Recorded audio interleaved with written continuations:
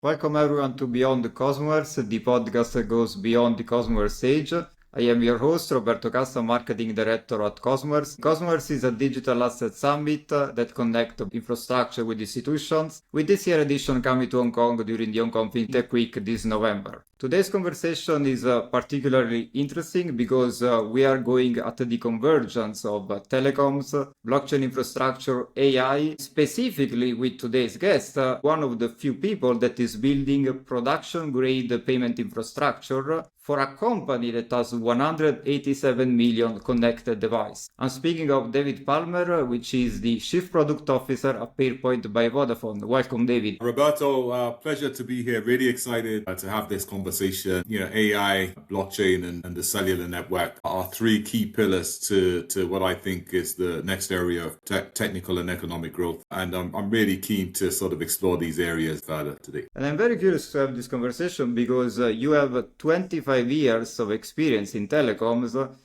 And before we dive into the core product area, which is very interesting for the audience to know, because we're speaking of an hardware that everyone has it, which is the SIM card.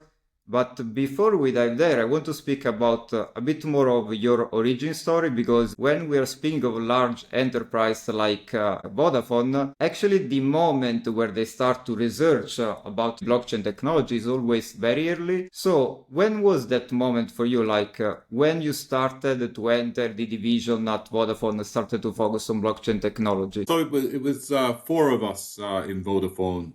And we had the support of Ninian Wilson, who leads the Vodafone procurement, a visionary in the company. And basically, there was a lot of buzz about blockchain, but it was all in payments, right? So when you looked at the use cases, it's payment currencies, and at the time it was Bitcoin and Ethereum that were leading away, and there were a few permission chains. What year was that? 2017, okay. 2018. And as a result, I personally started saying, okay, I'm an Ethereum guy. I love smart contracts. I love what this could do. I love the trust. I love the cryptography associated with it. What are the use cases for telcos? How could this be used in my industry? And at the time, there was very little, right? You were looking at maybe carrier services and roaming and a lot of internal use cases. So I think even in Vodafone, they had explored Vodafone at the time as a proof of concept, which was looking at how a token, crypto token, could be used to for internal settlement across operating companies. Didn't go any further than that. But for me, I was in Internet of Things, right? So machine to machine technologies, and I was saying, well, could blockchain and the trust it provides and the automated payments and the digital identity, could that actually open up the IoT market? Right. And I think in one of your previous discussions, you spoke about the economy of things. And this was sort of it. Could blockchain be key with cellular technology and security in bringing about the economy of things? So we looked at that, and I was looking at machine-to-machine security, machine-to-machine digital identity, machine-to-machine payments. And it started out with a proof of concept on parking. Could we using the SIM in the vehicle, in an autonomous vehicle, give it an identity? Could we secure the transaction? And could we make a payment peer-to-peer from the vehicle? So that's how it started.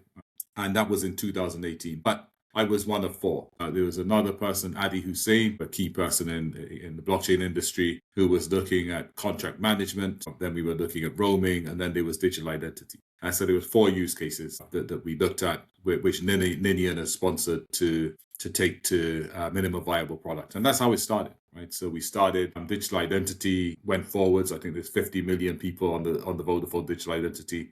Blockchain's a small part of it, but it went live. I think roaming went live. And then, one of the big bets was the IoT platform, which became Pairpoint, which received a lot of investment from Vodafone and later Sumitomo Corporation. And it has blockchain trust as its anchor. It's got the SIM card security, which is working with the network to do that. So that's sort of where we are. And if you look at the numbers, why I was so keen to look at telco is that there's a lot of attention on the internet companies, and now AI companies, quite rightly so, because of the revenues they're bringing in.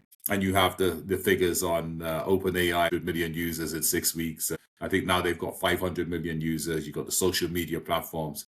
who have 3 million active users, I think, in Meta. But all of this, robo-taxis, generative AI, all of it is built on connectivity. And the angle I'm taking is, okay, if all of that's built on connectivity, 8 billion smartphone users, 30 billion IoT devices, then, can blockchain play a role in the next generation of connectivity, right? The next generation of messaging, the next generation of customers for communications.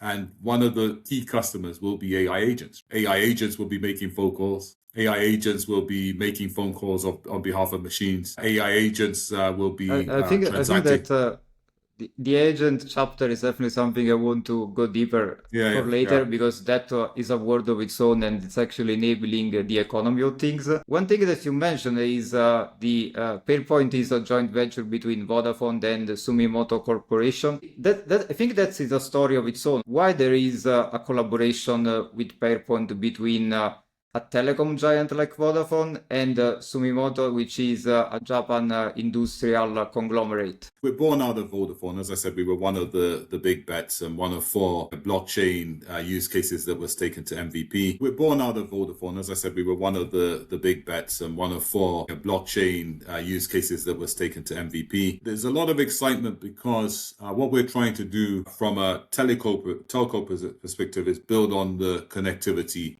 footprint, right? Build on the SIM card, build on the network, and provide security enablers, provide digital identity and authentication enablers, and then power payment enablers, right? So, which are key ingredients to the economy of things.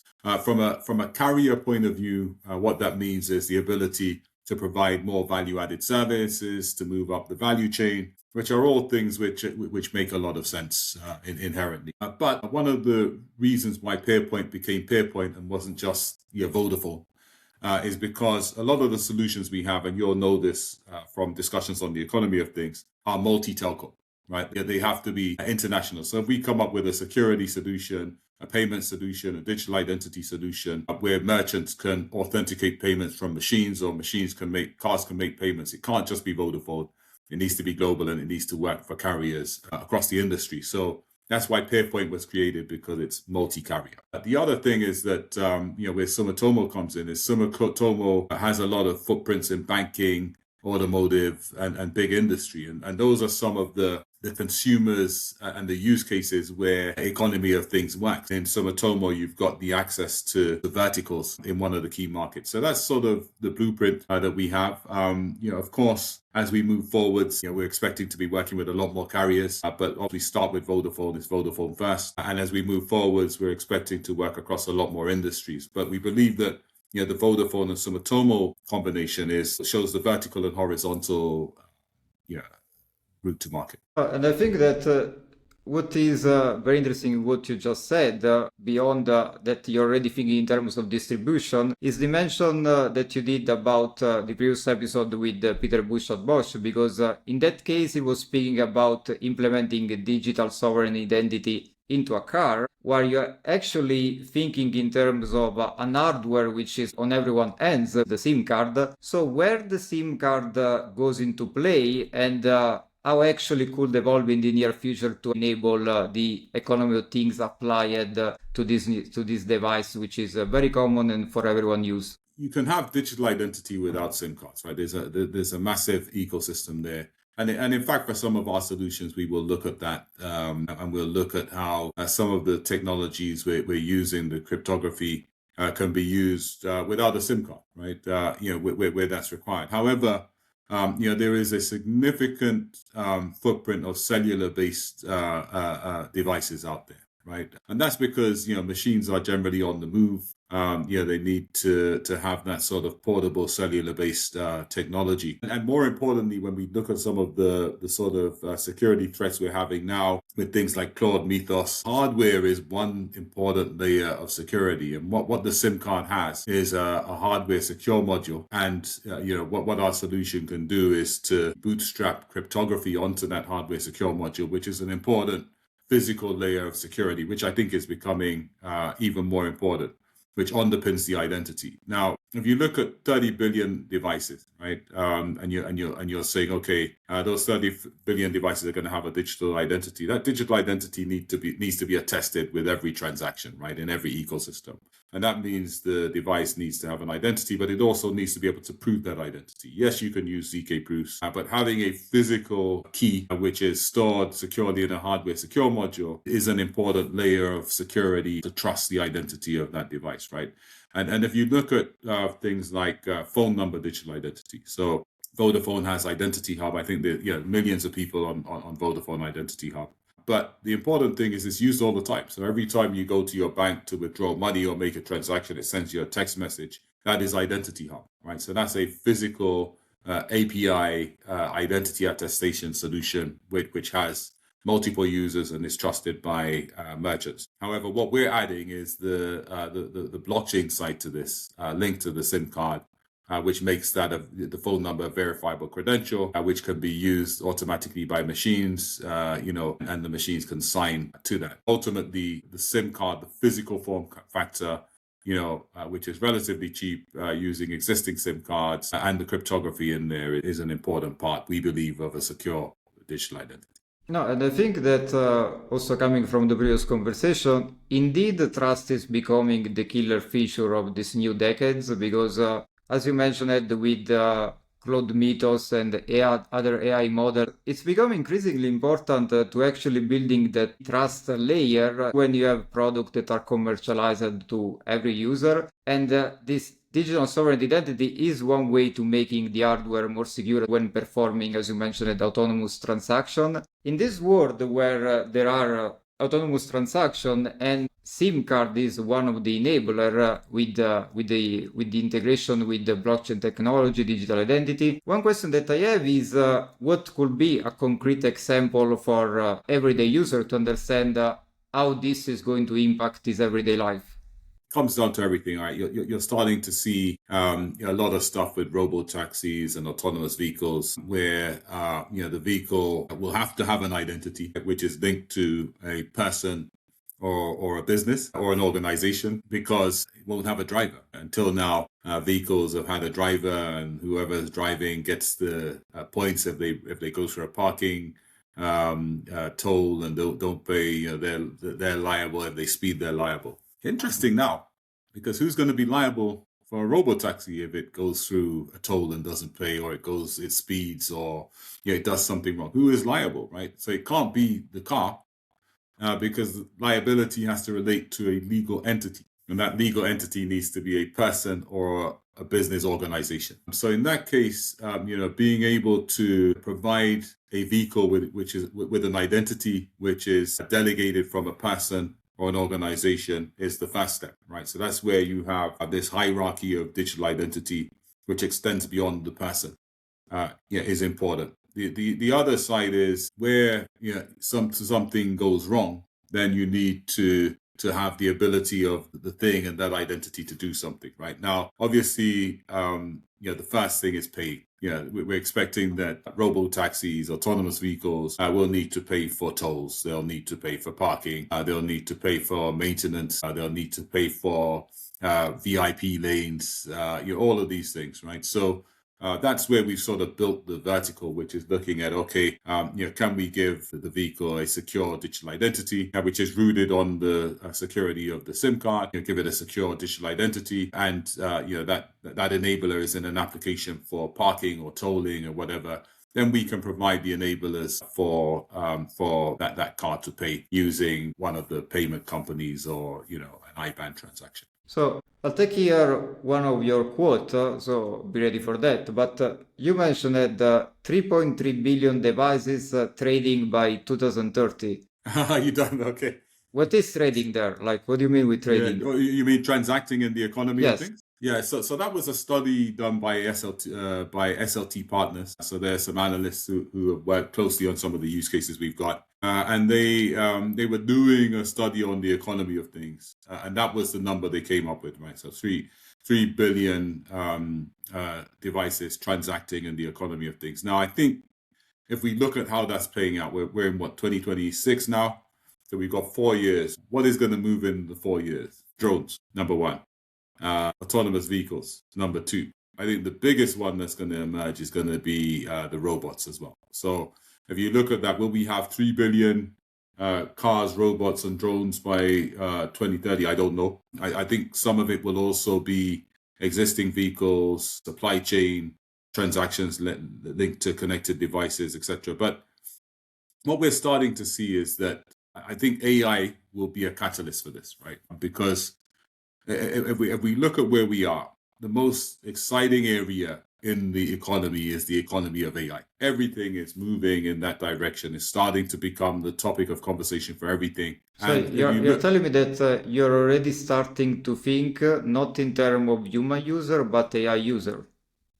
Yes. Okay. So if you look at the AI, it's going to be the key growth area. It's the key form of topic of conversation. If you look at what we've got at the moment, a lot of the AI and the fuel for AI is data, and a lot of the data that's fueling it now, or the majority, 90% plus, public data from the internet, right? And you've got a lot of the models which are basically competing on the same data sets, right? And some are better than others, but it's essentially the same data set. You do a search, you throw in a prompt, you'll see it will go through the internet and publicly available information to find it. Where's the next frontier, right? If you look at the investment in AI, billions and billions and billions and billions and billions going in, and you look at the return on investment, it cannot provide that return on investment just being what is now an intelligent web browser, right? It can't. It needs to go into business. And if you look at business, if you're going to automate business, you need business data. Where are the 2 areas where the business data is going to come from? One, business systems, ERP systems. And another one, the big one, is going to be Internet of Things devices, right? With sensors that are linked to business processes. And the ability to open up those devices, to share those data with AI models, is going to be absolutely critical to the next era of productivity increases. So I believe a lot of the 3 million devices that will be transacted will be driven by the AI impetus to provide a return on capital investment in AI by moving into the business sector and democratizing and liberating business data. And IoT devices will be a key part of that, right? It's going to be a key frontier. And, to get that business data, you're going to have to pay for it, right? So you're going to see transactions where sensors and business data collected in business processes, will in line with privacy be anonymized, etc., but it will be shared, I think, increasingly in the future with LLMs, right? It needs to be secured. It needs to be encrypted, which is where we come in REST and in transit, and it needs to then be shared and monetized. And that part of the AI economy driving the economy of things, I believe, will be the impetus for that 3 billion devices, that SLT. I think it feels like we are in a sort of present where the future is approaching at a rate we can't even sustain, because literally since AI dropped, the acceleration towards the future has been impressive. And I'm sure for someone like you that has been building this for over 25 years, it's quite exciting to see that future coming so close to the point where we are already starting to think in terms of deployment.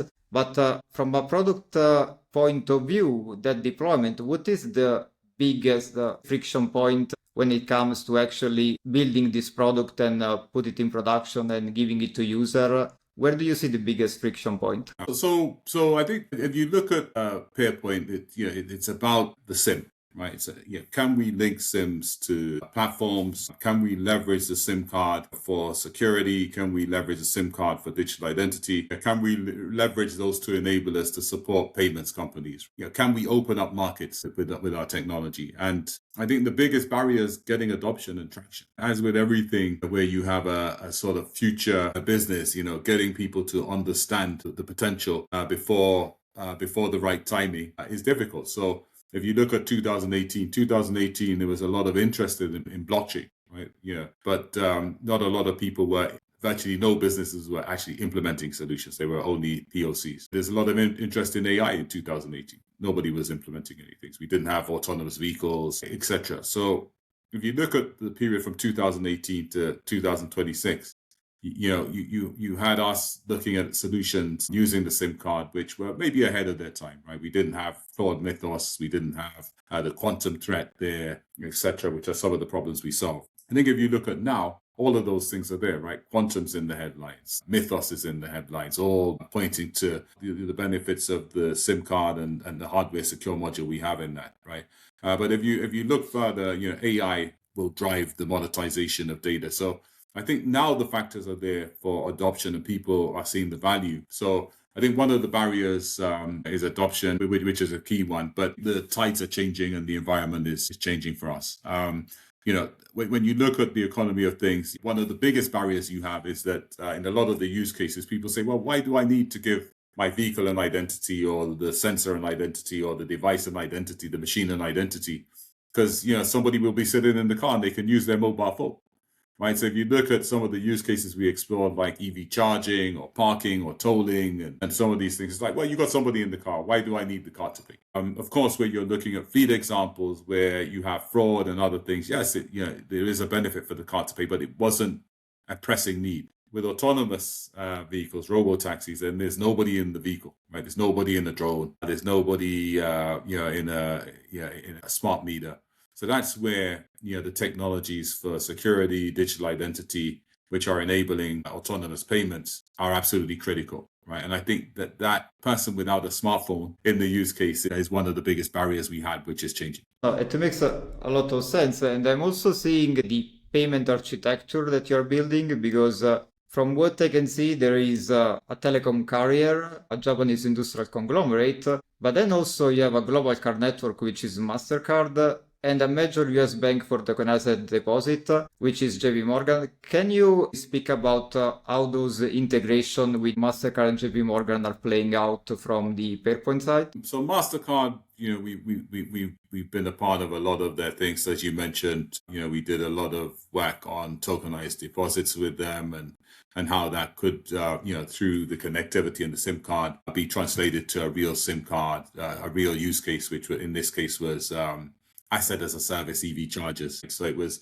basically looking at how tokenized deposits could flow into financing of chargers and how we could secure that using some of our technology. With JP Morgan, it was we didn't actually do a pot, but it was more about the fact that they had a in-car payments platform where obviously the synergies between the integrated SIM in the car could give rise to a lot of in-car payments benefits. So those discussions are still ongoing. But what it shows is that we are a platform bringing telco to the world of business, right? And what we've demonstrated so far is the power of that, the power of 30 billion IoT devices, 250 million on the Vodafone platform. Vodafone platform has 45 million vehicles. And what we're saying is, okay, there's a lot you can do with the SIM card, right, in those vehicles, apart from connectivity, right? Yeah, massive security, quantum safe security out of the box using the capability we've got. The hardware secure module technologies, which can be an important security layer against cyber attacks, which are coming from AI threats.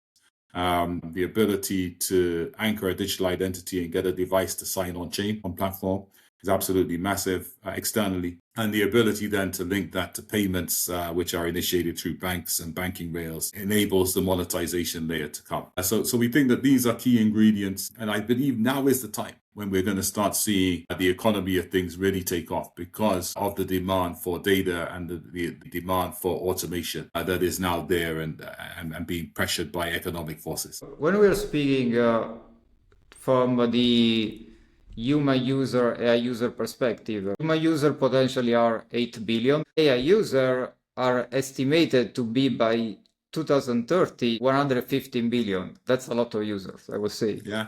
So actually, Roberto, that's great, right? Because I remember, sharing the 100 billion AI agents at Mobile World Congress, and it was one that got captured the headline. Everybody was talking, wow, 100 billion AI agents in operation by 2030, and you're now saying 115, so it's gone up, right? Since February. I think it's going to go up, but is the industry prepared for that amount of user because that requires a lot of scaling? No.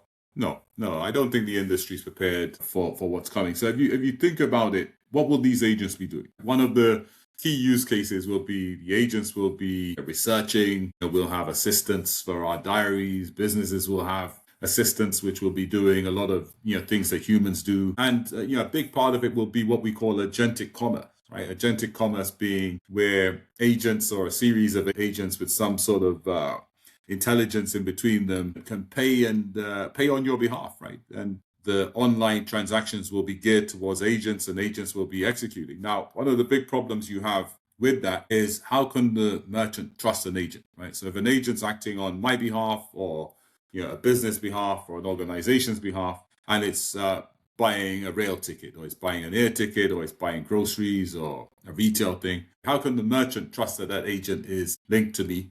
And how can it trust that that agent has the authority to use my payment credential, right? Deep fakes are going to be as big as the AI industry. So that is one of the things where we're not ready, right? 100 billion of them. So, at the moment, the system's catered for 8 billion people transacting. You multiply that, we each have 10 or 12 agents. You have 100 billion agents across people and businesses which are transacting. So I think from a volume point of view, it's going to put stress on the system. But more importantly, from a risk and authentication and security point of view, it's going to put massive risks on the system. A whole new criminal industries of deepfakes will be coming up. And how do we protect the integrity of commerce and the risk associated with it in that? Now, some of the things that we're looking at is phone number identity, right? So my old friend Klaus from Vodafone, from the Vodafone identity team, has been working on this since 2018. Again, a use case ahead of its time. But now what we're looking at is, okay, can we essentially, using the Pairpoint capabilities, extend a phone number identity, delegate it to an agent, right? And if we delegate the phone number identity to an agent, can a merchant, if that agent is acting on my behalf, check two things? Number one, that agent is authorized to act on my behalf at that point in time by linking the phone number, my phone number, to the agent and checking that link. And then secondly, all of the checks that are currently done with merchant commerce on phone numbers will suffice. SIM swap, location, all of that is there, so that can be leveraged. And then the third thing is, if all of that is fine, then has the agent got the authority to use the card, the payment credential, which is linked to that phone number and the person or entity that owns that phone number? If agents are going to be paying on behalf of people, then how can merchants trust that those agents are linked to the person? Part of what we're looking at is phone number identity. Right, phone numbers are already used, for payment. Merchants trust the phone number as an authentication mechanism. As I mentioned, when you're doing transactions online, they already send you a code, and they already associate your phone number with your account, etc. So all of that backbone is there. What we're looking at is, can you essentially give or associate your phone number with an agent if you're a business or a person? And if you can associate your phone number with a business or person, then could the merchant then use that phone number to check that the agent is authorized to act on your behalf at that moment in time? And if they are, can they use all the existing checks to validate and process the payment authentication? And I think looking at that is scalable, right? It's ready now, but it shows that using blockchain to make the phone number a verifiable credential for the agent, right? That allows the extension of that, right? And it allows the multiplication of the authentication mechanism for hundreds of billions of agents rather than what we have now. So it's showing how the power of phone numbers, turning that into a verifiable credential using the Pairpoint technology, securing the data, and leveraging what's already there for merchants, could be the key to unlocking the agentic commerce economy, right? And the scale that goes with it. And I think things like that show how what we're doing for the economy of things can essentially scale for the AI economy.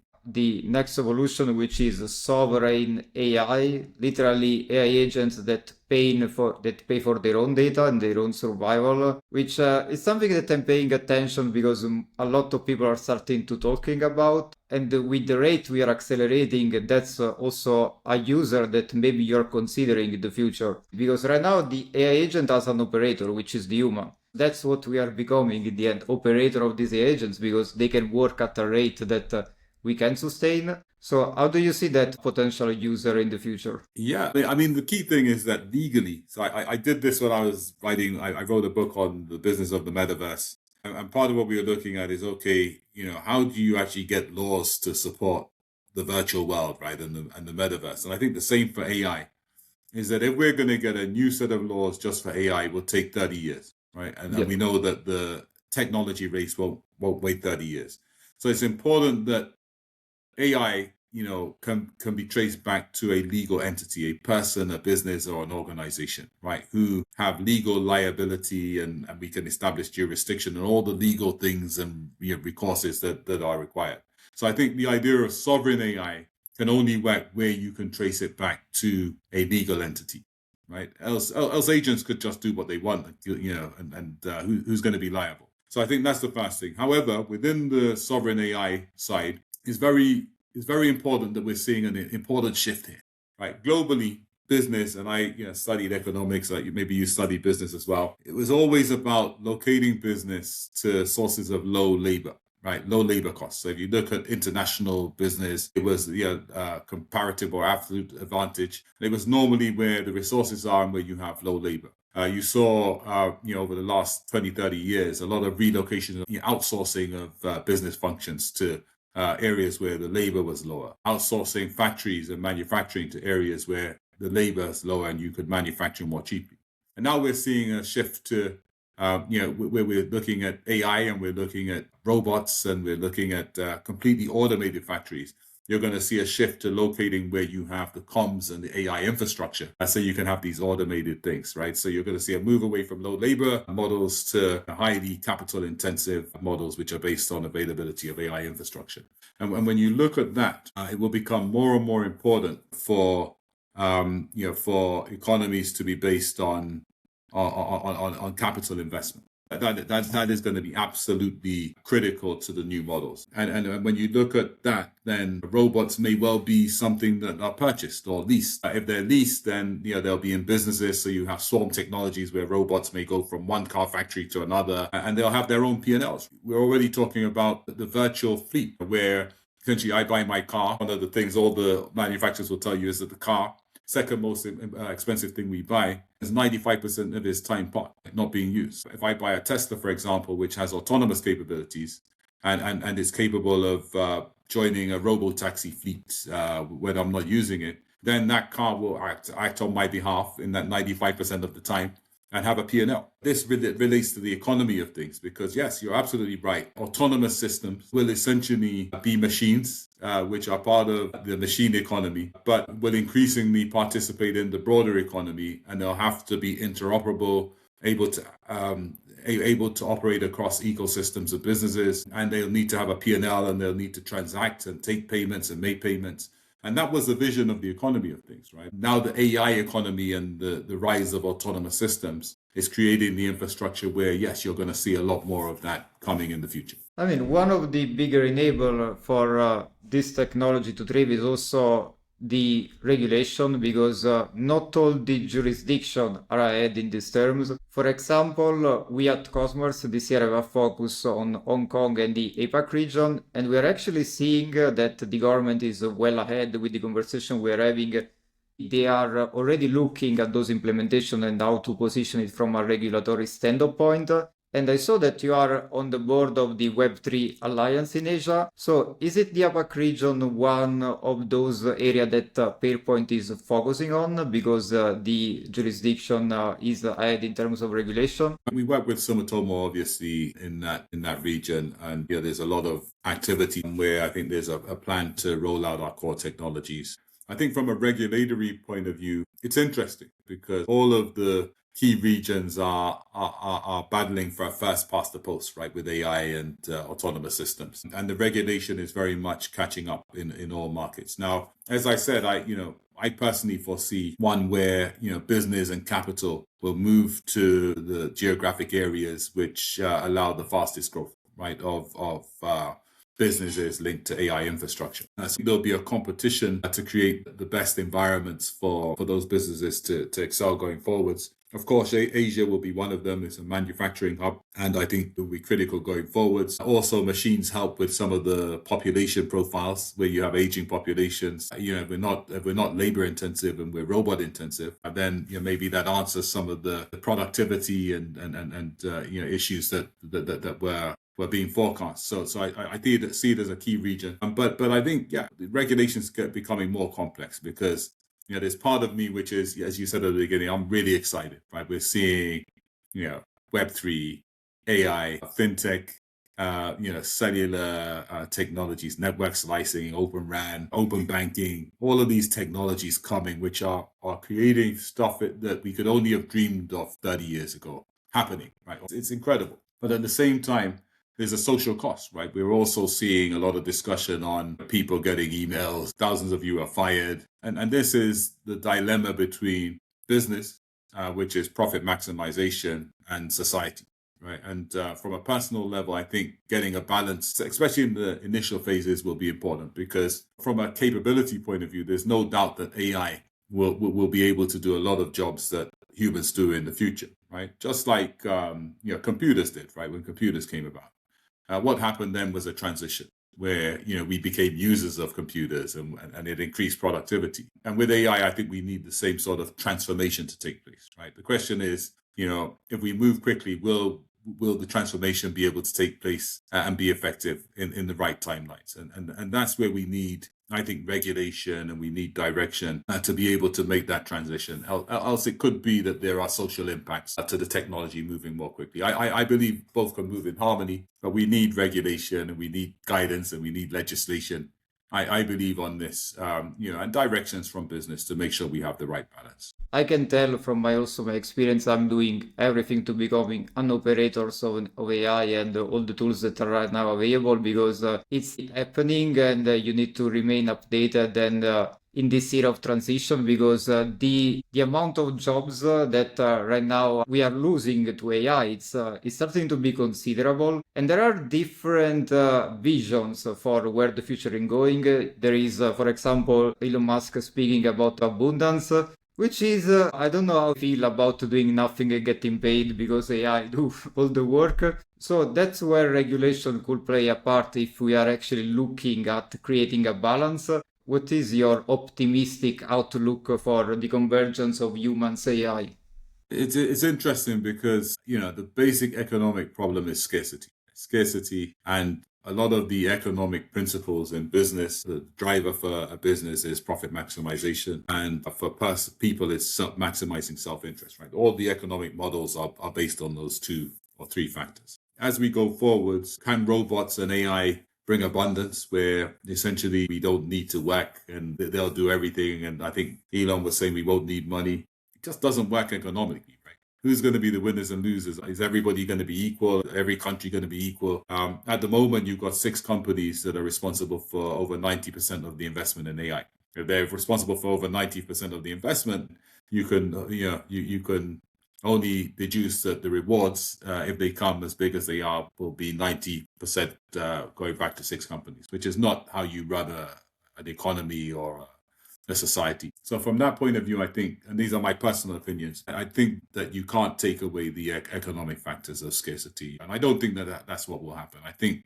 that AI will increase productivity, just like electricity did, just like the steam engine did, and the car, and then the computer, and then internet, all of these things. They didn't replace people as such. Well, they did replace some of the things we did, but then we found other things, right? And the economy and the productivity models transition. And I think here it will be similar. I think that AI will become a tool to increase our productivity, but we will still be needed, and there'll still be competition, and there'll still be some areas or businesses that will do it better than each other. But what it will do, and I think this is the same with the metaverse, is that it will help with things like access to education. It will help with things maybe where you have robots building and cleaning and gardening, and some of those things where at the moment they're only available to the rich, just like electricity and TVs were a while ago. What AI will do and robots will be to bring the price of those down and make them more available. And if that's the case, yes, it will be positive. It will increase our living standards. But I don't believe it will replace the current economic and business models to the extent where we don't need to work.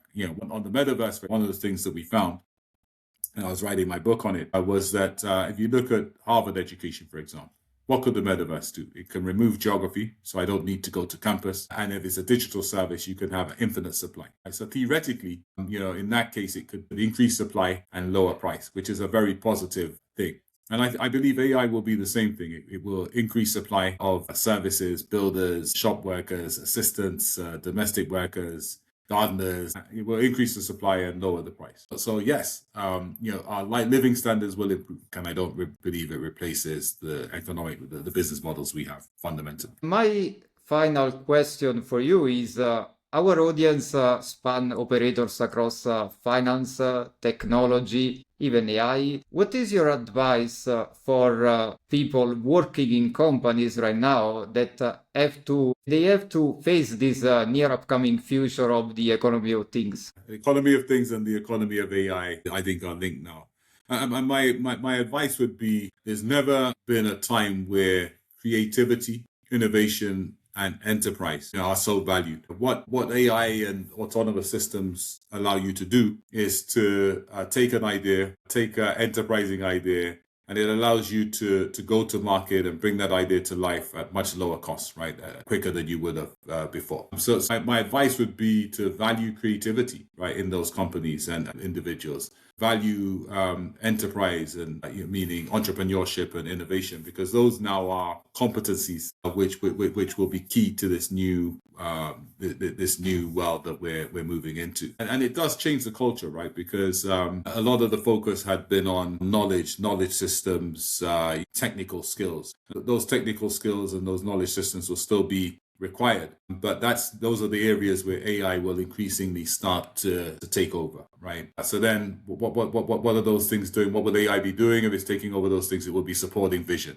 it will be supporting innovation, it will be supporting creativity, it will be supporting enterprises. So there's never been a more important time for those creative, innovative, enterprising sides to be in organizations and individuals, and that can only be good, right? Because I think we're going to see more innovation and more things that we wouldn't have seen without AI. David, thank you a lot for this conversation. I think that it truly felt like being in a future which is 30, 40 years ahead, except it's 3 or maybe 2 years ahead. Yeah. So definitely important for our audience to learn what is coming and how to adapt to the near future. Thanks a lot for joining us today, David. Thank you, Roberto. My pleasure.